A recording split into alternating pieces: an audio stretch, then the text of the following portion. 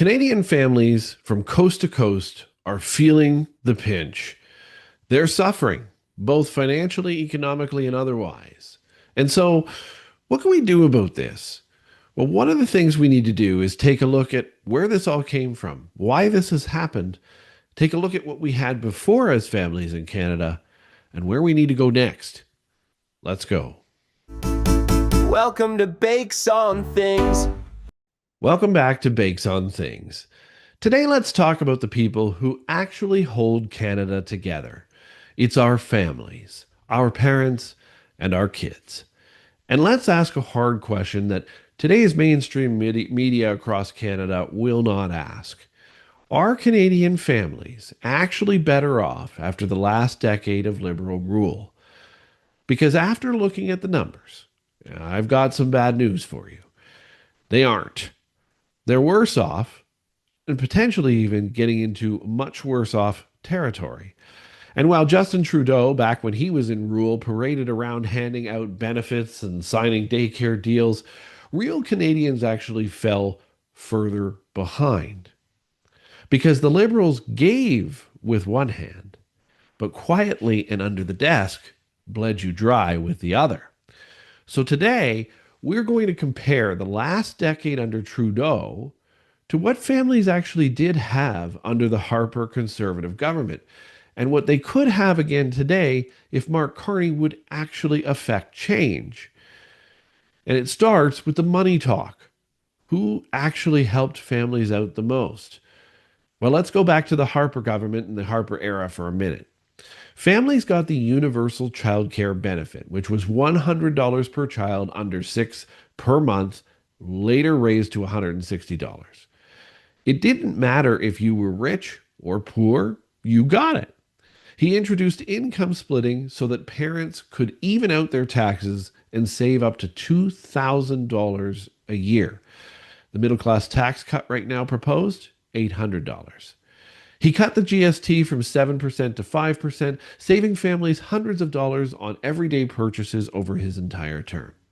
He gave you tax credits for kids' sports, arts, and after-school programs.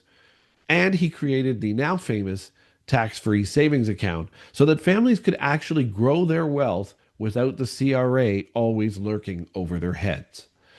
That's real money in your pocket that can actually grow.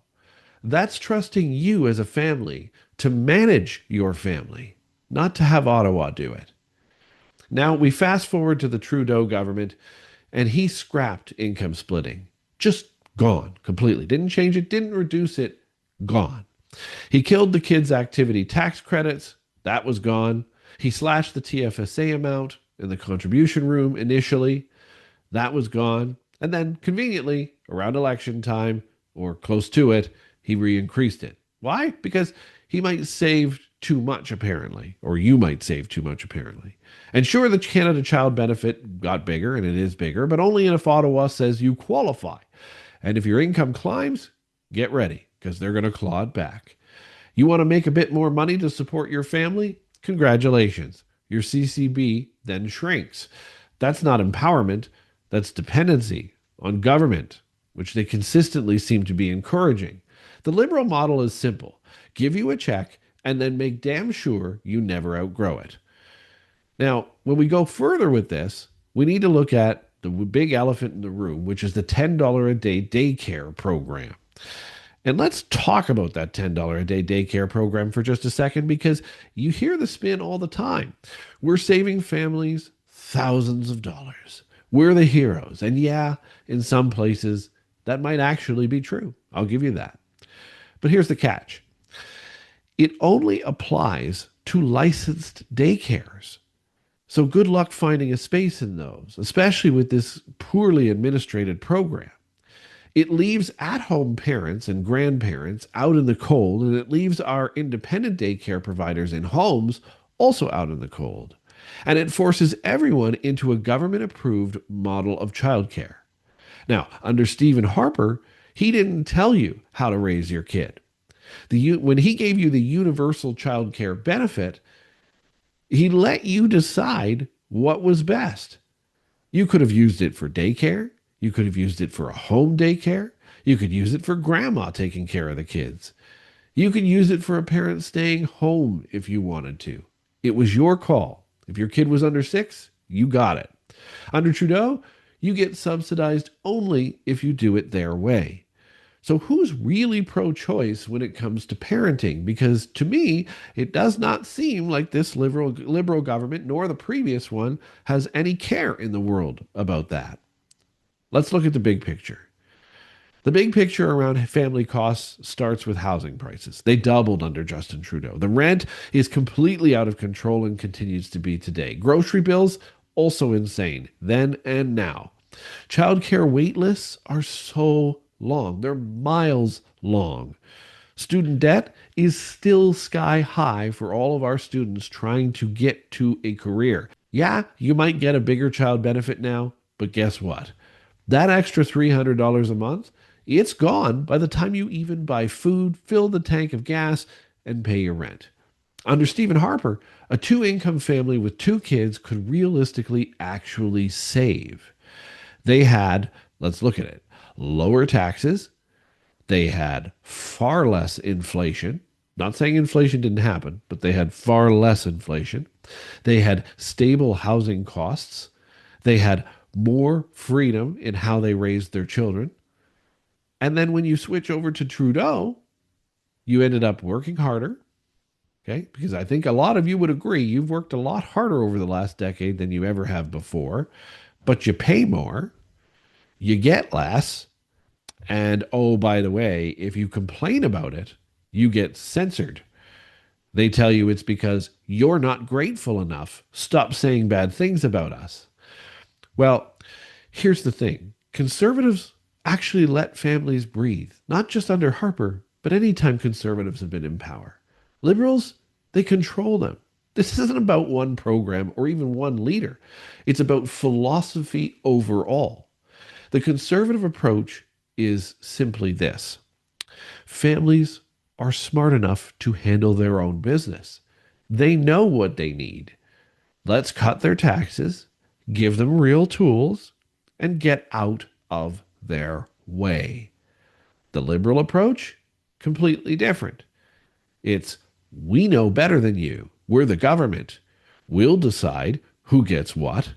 You just sit tight, sit there, play nice, and say thank you.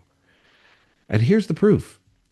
The Conservatives created the TFSA so that you, Canadian families, could grow wealth tax-free, to keep the CRA out of it. The Liberals initially cut it back, then raised it again when we were getting close to an election. The Conservatives let families split income to reduce tax strain. The Liberals killed that idea altogether. The Conservatives gave you broad-based tax relief, continued to propose that again in our most recent election campaign. The Liberals, much smaller, but they put it in there because they stole the idea. The Liberals buried you in inflation. So one empowers you, the other controls you. Look, families want freedom, not dependency. Here's what real families really truly want in 2025 if Mark Carney were to actually listen. Affordable housing, lower taxes, a shot at owning something, freedom to raise their kids how they so choose, and a government that trusts them, not one that micromanages them. And look, if we're being honest, the only party that has historically delivered that is the Conservative Party of Canada. Now, while they didn't form government, one of the things we can desperately encourage is that the Liberals actually listen to them in this minority government. You might not agree with every policy, you might not love every leader, but the numbers, they don't lie.